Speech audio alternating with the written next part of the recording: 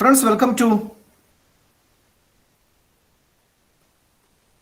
the lecture on political theory.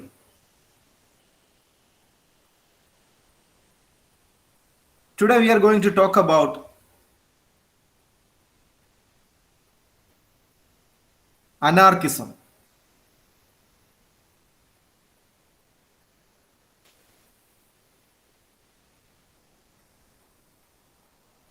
Friends, the word anarchism originates from the Greek word anarchos. Greek word anarchos. A-N-A-R-K-H-O-S.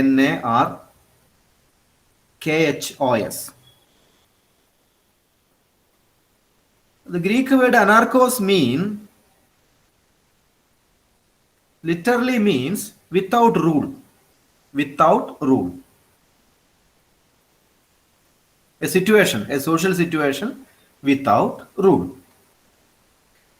But you should not imagine that it is a situation like state of nature being imagined by the social contract theorist. The anarcho situation which the anarchists tell is different from the state of nature situation being stated by social contractualist. The term anarchism has been in use since the French Revolution.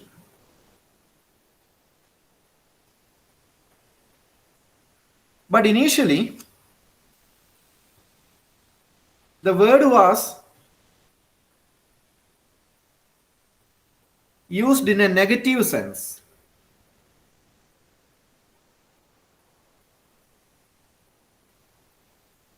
It is used to imply breakdown of order. Breakdown of order. And in everyday language, literally, anarchism implies chaos and disorder. But it was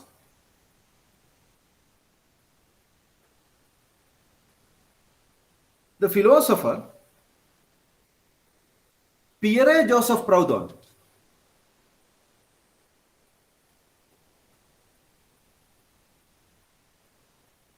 who wrote a book, What is Property?, where he categorically stated, I am an anarchist.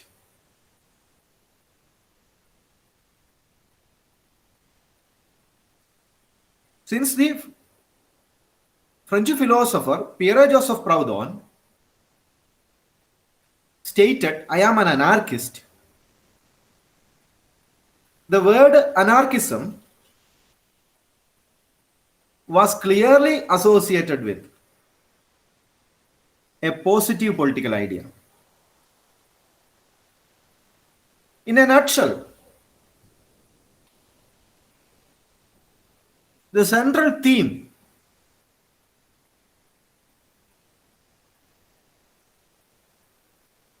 of anarchism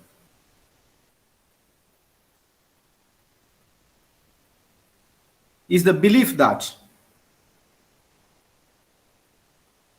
political authority or state is an evil. Political authority or state is an evil. So anarchists therefore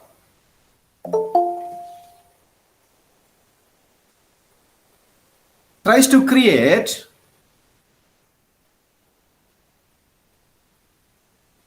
a stateless society.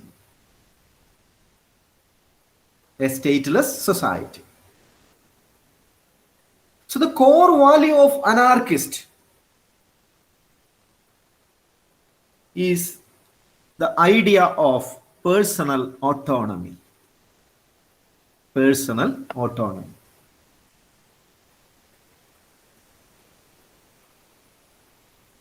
They believe state is unnecessary.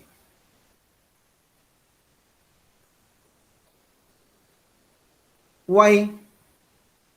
Because order and social harmony can arise naturally.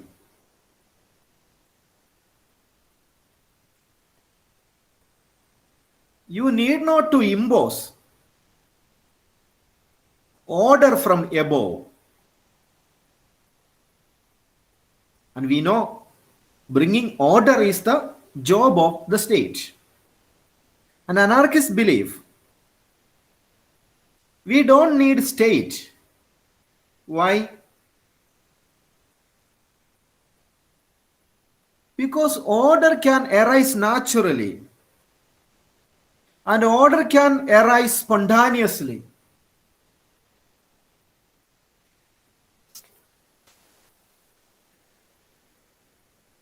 So this first systematic and classic statement of anarchism in political philosophy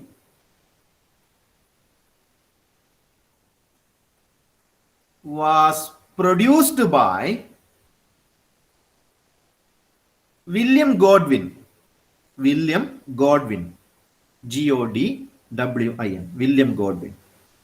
Who wrote a famous book. The book title was Enquiry Concerning Political Justice.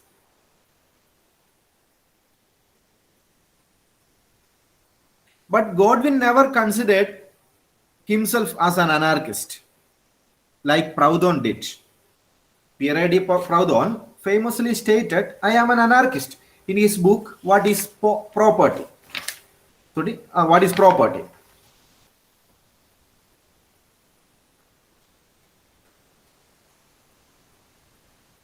Later, Mikhail Bakunin, M-I-K-H-A-I-L, Mikhail Bakunin, B-A-K-U-N-I-N, Bakunin, along with the Marxist,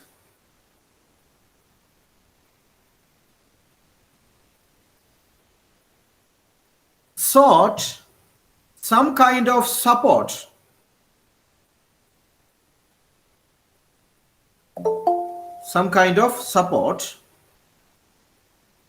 from the landless peasants of Russia and Southern Europe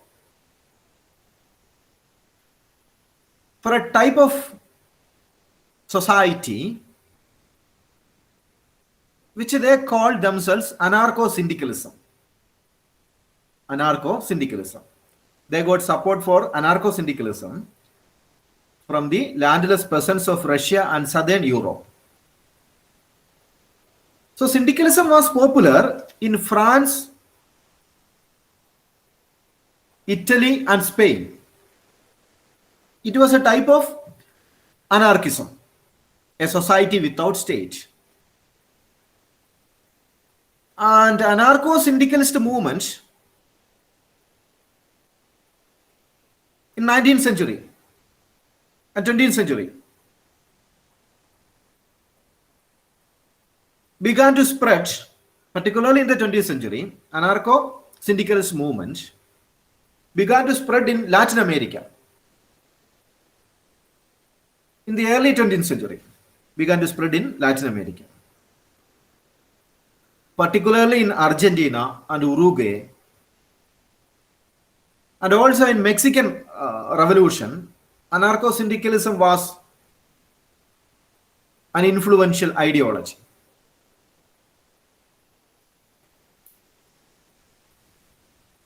But the victory of General Franco in Spanish Civil War, 1936-39, the victory of General Franco in the Spanish Civil War of 1936-39 brought an end to anarchist movement in the world.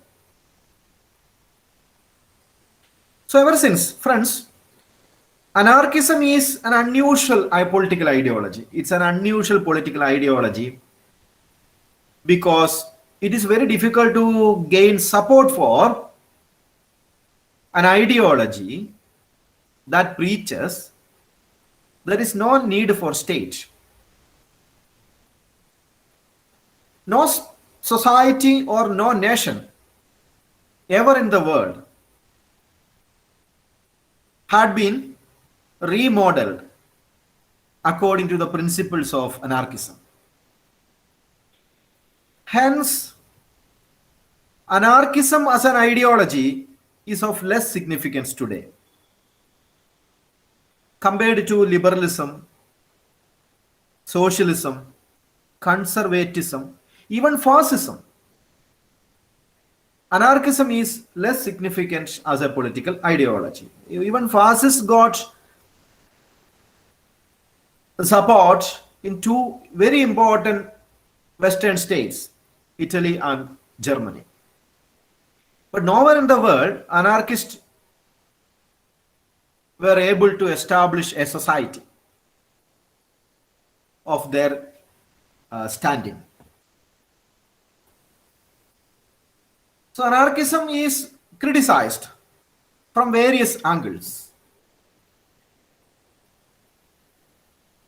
Anarchism is criticized for the goal it upholds as well as the means it deploys.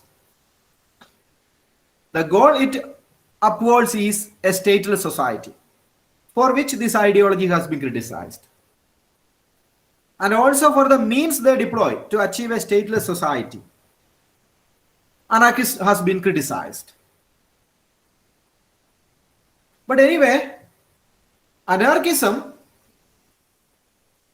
is an important political ideology to be taught in political theory classes because it had its own relevance in the realm of political ideas. There were so many famous writers, influential writers, who had presented beautiful ideas about a stateless society. That's why we are persuaded to study anarchism in political theory classes. As I told you, there are certain core principles which forms anarchism.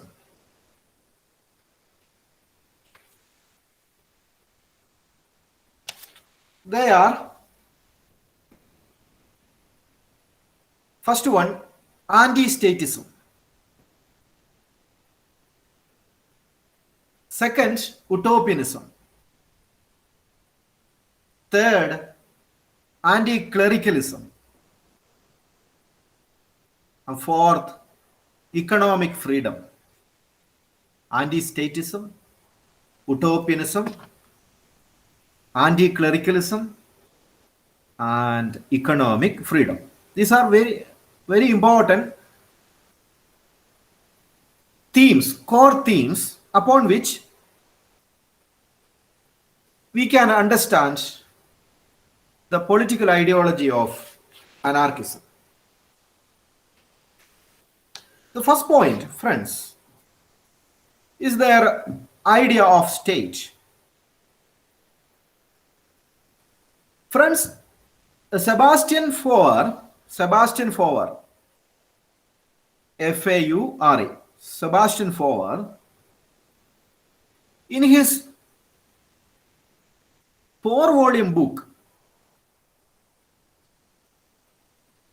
the book title was Encyclopaedia Anarchiste. Encyclopaedia Anarchiste. That was published in the years between 1925-1934. Defined anarchism in this way. He defined anarchism as the negation of the principle of authority.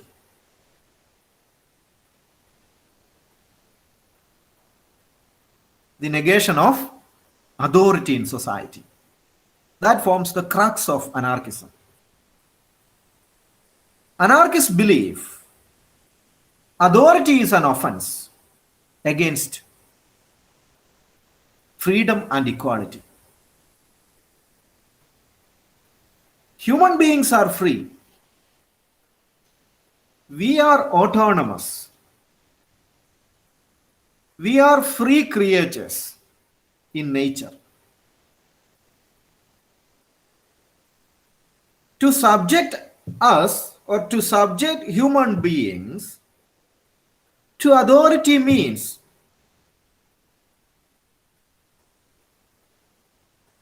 you are robbed of your very essence. To subject a man to authority is to like suppressing him, is making him or her a dependent animal.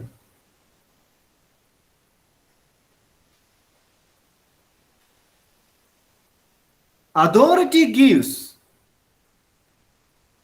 rise to the psychology of power in society. It gives rise to the psychology of power in society.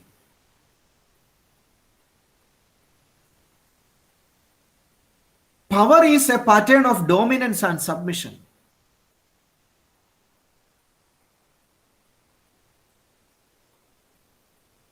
And if you are subjected to power, if you are subjected to authority, your life will become a life in fear.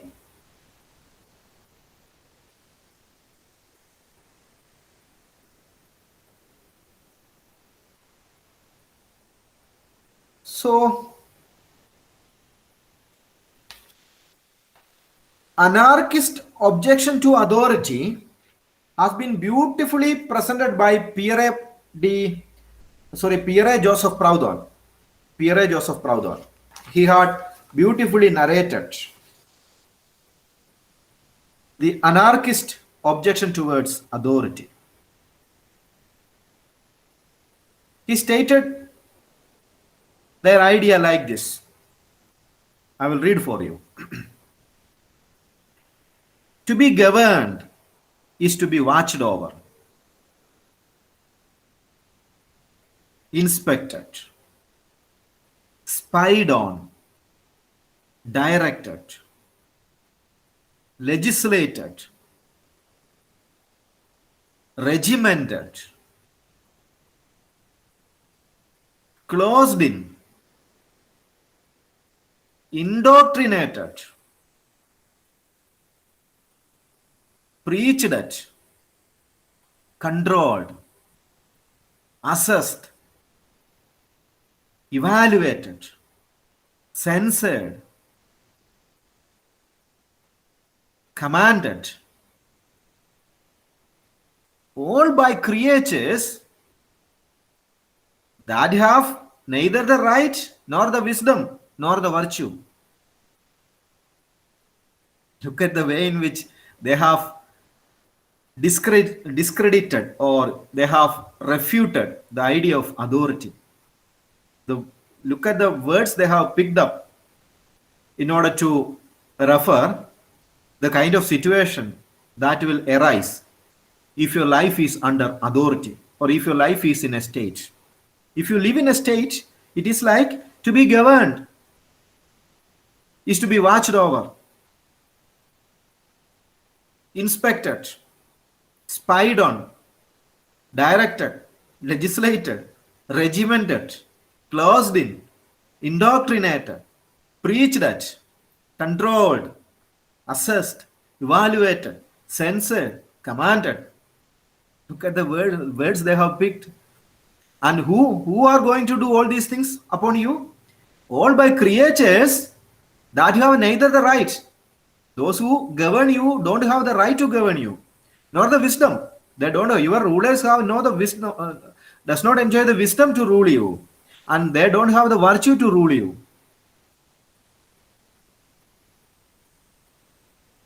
So, for the Russian-born U.S. anarchist Emma Goldman,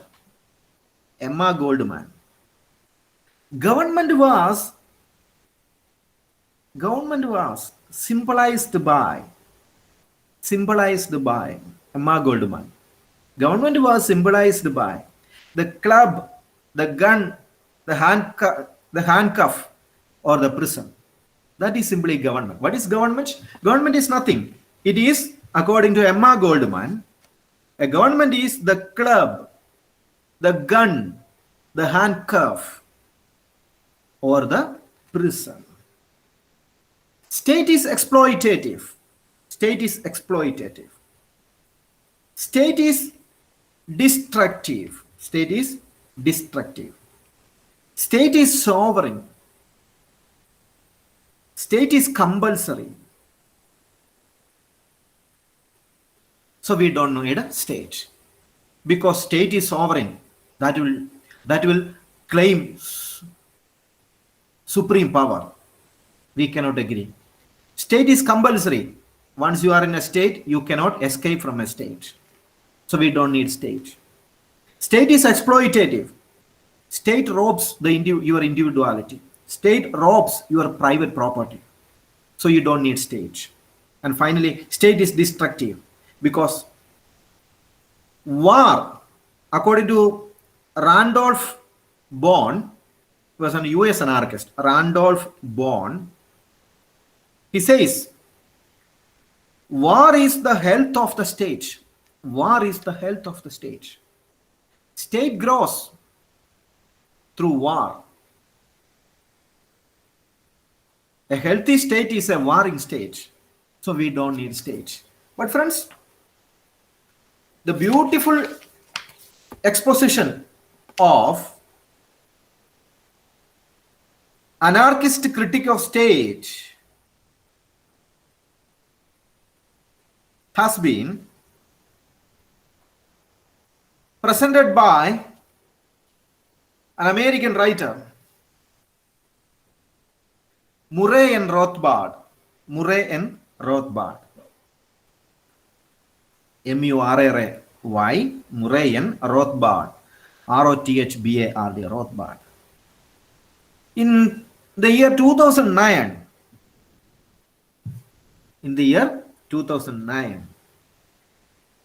Murray and Rothbard published a manuscript.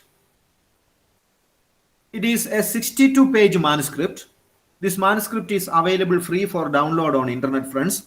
You may download it and read it. It's beautifully written. And I have referred that manuscript for this lecture. I have read it today morning for this lecture. And I have collected some points for your reference in this lecture. And in this manuscript, Anatomy of the State, Murray and Rothbard criticized the very idea of state.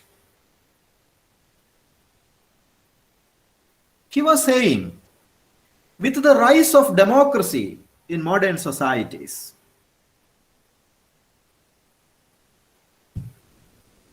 we are identifying the idea of state with the society. But that's a wrong concept.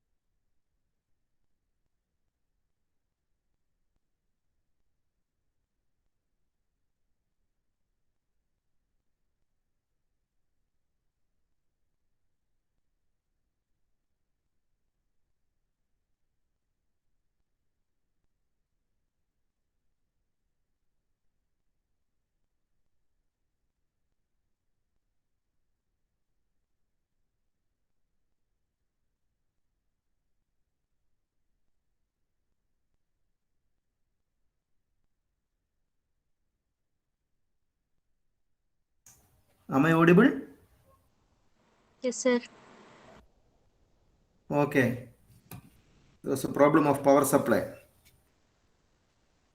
Okay, friends, what did I tell you? What was my point? Murray Rothbard's Anatomy of the State. Murray and Rothbard. ഏതായിരുന്നു point പറഞ്ഞത്? 2009 publish ചെയ്ത മാനുസ്ക്രിപ്റ്റിനെ പറ്റി പറഞ്ഞുകൊണ്ടിരിക്കലായിരുന്നു. Okay. Friends, okay. In 2009, he published a 62-page manuscript. And in the manuscript, he was saying that in modern society,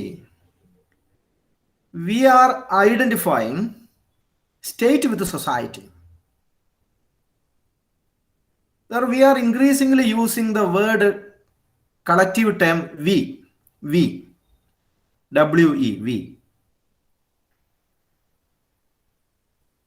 And we has enabled, the word we has enabled an ideological camouflage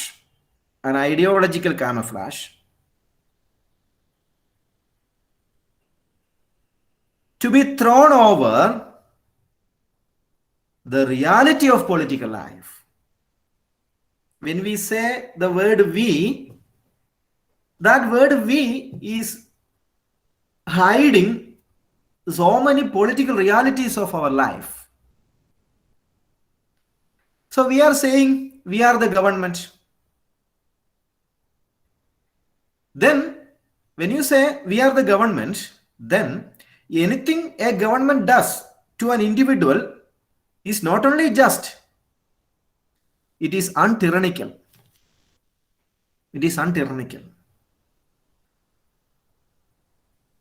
And it is also voluntary on the part of individual concerned.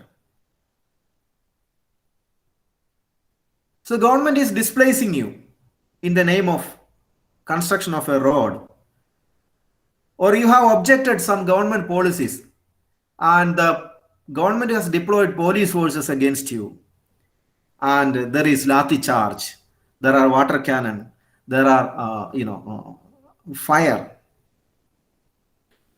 This can be justified in the name of we, because we is government.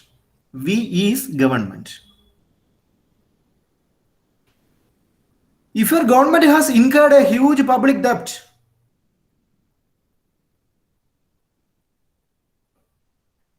which must be paid by taxing one group for the benefit of another, this reality is obscured by saying that we owe it to ourselves.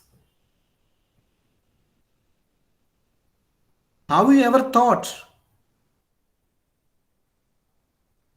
the public debt that our government owe it to some financial agencies? And have you ever thought for whom this money was spent for? We have no data, but we believe that that is all done for the we. If so, friends, by the name of we, under this reason, under this logic, any Jews can be murdered by the Nazi government. But when the Nazi government is murdering Jews, it is not a murder. Instead, the Nazi government considered that the Jews had committed suicide, because they are using the word we. Since they are the government, the Nazis are the government. So we must therefore emphasize that we are not the government. We are not the government, friends. Government is not us. The state is not us. The government does not in any accurate sense represent the majority of us. Government does not represent the majority of us. We are not the government. Government is not us. The government, in any accurate sense, it doesn't represent us. It doesn't represent the majority of us. If then the state is not us, if it is not the human family, if it is not a lodge meeting, if it is not a country club, what is it? What is it? Friends, anarchists will tell you, particularly Murray and Rothbard, in his manuscript, Anatomy of the State, will tell you, the state is an organization in society which maintain a monopoly of the use of force and violence in a given territorial area. State is the only organization in society that obtains its revenue,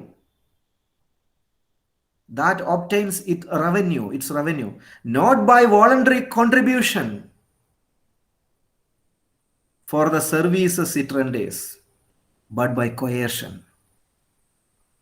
None of us are interested in paying taxes, friends, but we are compelled to pay tax. For what? The government is saying that they are rendering certain services to the population.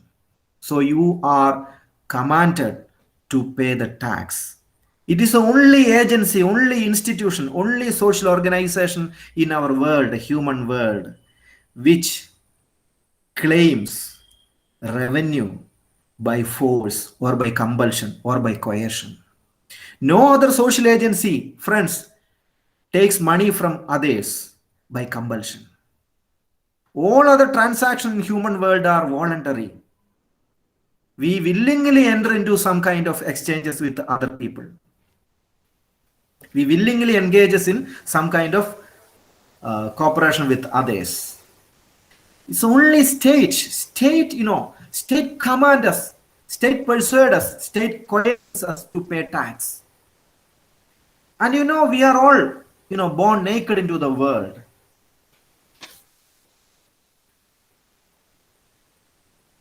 As someone who are born naked in this world, you are needing your mind to learn how to take the resources in the nature. Because you have a mind and you have resources in the nature. And you are learning how to transform your mind in order to make use of resources in the nature. You are transforming your mind for what? To transform resources in the nature for useful purposes. Or we say capital. We are making capital by way of transforming your mind, and you apply your mind into nature. Thereby what you create is your capital. And you shape things, and you shape places. The only way by which man can do this is by the use of your mind and energy. That you have a labor, that you have a mind, and you have an energy. You are applying this into the nature and transforms natural things. That is called production. That you are transforming natural things in the nature, resources in the nature, and transforming things. That we call production. And you exchange what you produced with other producers. You have clothes and others have food, and you shared your cloth with other people who have food, and you took some food from other people and you gave them some kind of cloth. This way people lived. So man has found, through the process of voluntary mutual exchange, the productivity and the living standards. Through this activity, you have found productivity and living standards.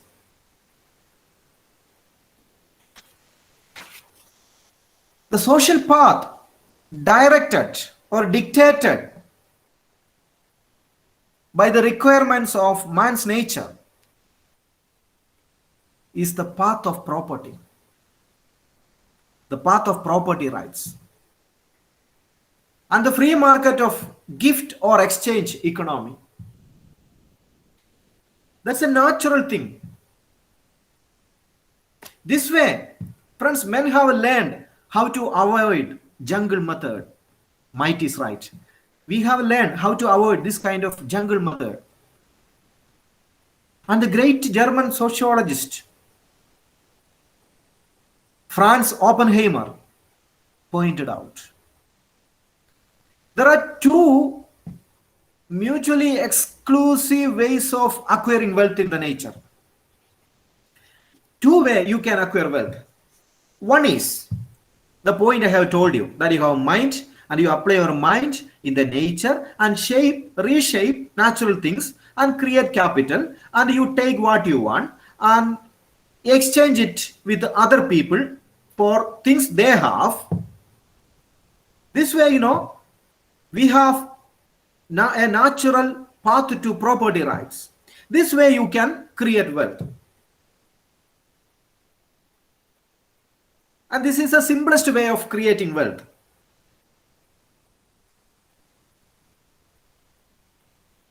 The other way is the most complicated way. The other way is the seizure of another person's goods or services. That you rob another person of their property. By using your force and your violence, you can take the property of another person. And this is a one-sided confiscation. And friends, who in this world engage in this kind of, acquisition of wealth by coercion? Friends, Franz Oppenheimer says, it is the state. It is the state who uses violence in order to acquire wealth. That's why Oppenheimer says, this is the political means to wealth. Political means to wealth. The first one is the economic means to wealth. The economic means to wealth. The second one is the political means to wealth. And the political means to wealth is monopolized by the state. The state provides a legal, orderly, systematic channel for predation of your private property. So beautifully, Oppenheimer narrated, how state, coerces us and robs us our private possessions. The state provides legal, orderly, systematic channel of predation of private property. Production must always precede predation. First, production should take place. Then only happens predation. In that way, friends, free market is anterior to the state. Even before state emerged, friends, we can think that there were production, there were market. Correct. There were market, there were production. People exchanged things in the market even before state emerged. That means state is not necessary, but state emerged as a political means to wealth, to rob you, to snatch your property from you. So since predation must be supported out of the surplus of production, so how predation takes place? You should have surplus production. You should have surplus production. Thereby only predation is possible. And it is necessary true that the class constituting the state the class constituting the state must be a small minority. If the predation to take place, the class which constitute the state must be a minority. And according to Oppenheimer, and according to Rothbard, Murray and Rothbard, the class constituting the state is as full-time bureaucracy and also nobility. They are the state. Most of us are not the government. Most of us are not the state. State is a minority of, what may be called full-time bureaucracy and the nobility. They are a small minority in our land. And friends, the chief task of these rulers, these so-called rulers, these so-called robbers, is always to secure the active and resigned acceptance of the majority of the citizens, that you all agree that, okay, your government is good, your governance is good, your rule is good. So this way of thought is required in order to maintain that their rule is remaining unchallenged. Of course, one method of securing support of the masses is through the creation of a vested economic interest. How state makes possible that it rule continues, how state maintains its position in the society. Friends, it is not only through a full-time bureaucracy and nobility. A full-time bureaucracy and nobility alone maintains state unquestioned. Then how is it possible? Friends, Murray and Rothbard famously says, the essential acceptance that majority of us consent to the state is done through persuasive ideology. That we all believe that the government is good. We believe that we need state. We believe that the law is good. We believe that the parliament is okay.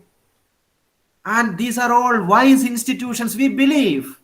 And how you believe? Friends, it is only through production of persuasive ideology.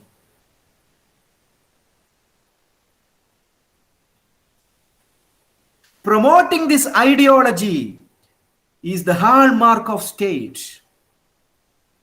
It is the vital task of state. And friends, how state maintain this vital task? Friends, it is only through the creation of intellectuals. The most dangerous people on earth is the intellectuals. The intellectuals are the most dangerous people because they cheat the masses. For the masses of men, they do not create their own ideas. Most of us have our own ideas.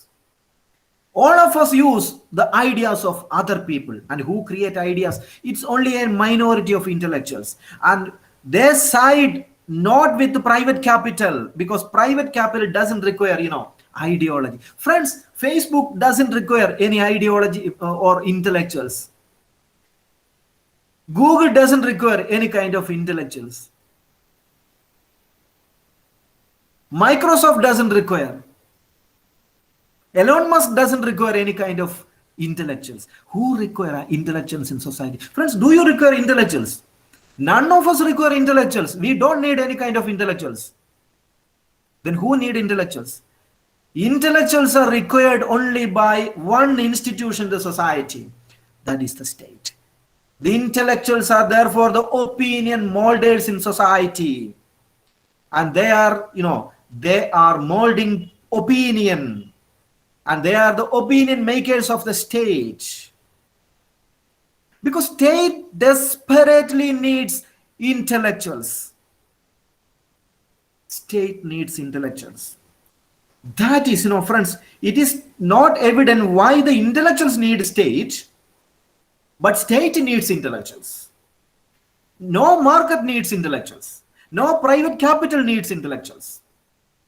No business needs intellectuals. Only the state requires the intellectuals. Friends, that's why, friends, Anarchists believe state is organized violence. We don't need state. This is one point, friends. And second point is utopianism. Utopianism. A second point about anarchist is that utopian idea. State is an evil. Anarchists believe that state is an evil. And they believe that state is unnecessary.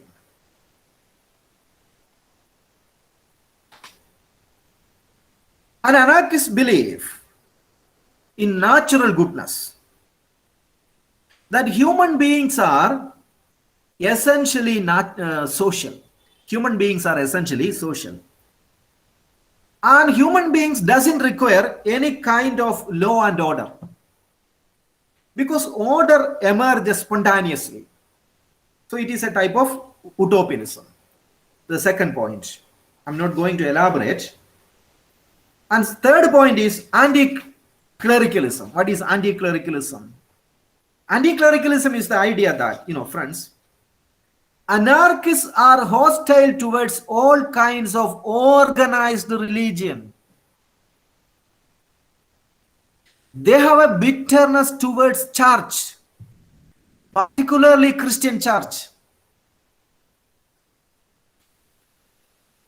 Anarchists object organized religion because organized religion itself represents a type of authority.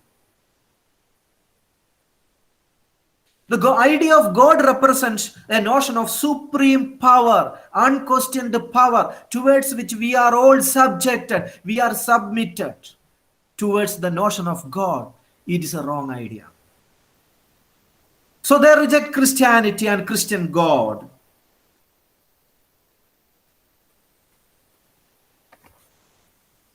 And next point is economic freedom. Anarchists believe in economic freedom. Even before state emerged, men were engaged in production, and it was their natural right.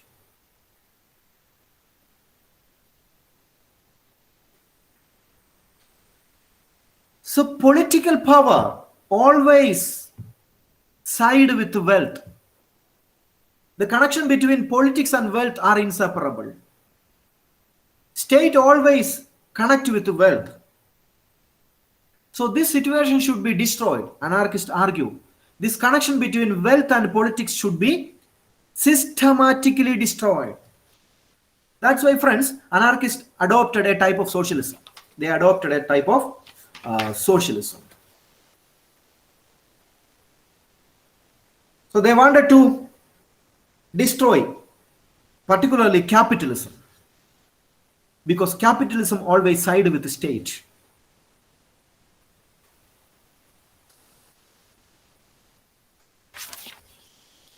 So anti-clericalism,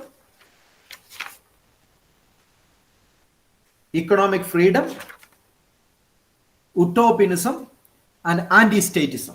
These are the core ideas of anarchists. And there are so many anarchists, famous anarchists. I can refer some of their names for your reference, friends. William Godwin, a British philosopher and also a novelist. Then Josiah Warren, a US anarchist, Josiah Warren. Then Max Turner, a German philosopher, Max Turner. Then Pierre Joseph Proudhon, a French social theorist, Pierre Joseph Proudhon. Then Mikhail Bakunin, a Russian anarchist, Mikhail Bakunin. Then the famous, Henry David Thoreau, a US author, Henry David Thoreau. He was an anarchist. Gandhi was influenced by Henry David Thoreau. And Gandhi himself was an anarchist. He never believed in state. Then Peter Kropotkin. He was a Russian anarchist. And Murray Rothbard, as I told you, a US economist and a libertarian thinker. And friends, there are different types of anarchism also, but I am not going to lecture all these points. I think this is enough for your degree program. Friends, now the floor is open for discussion. You can have questions.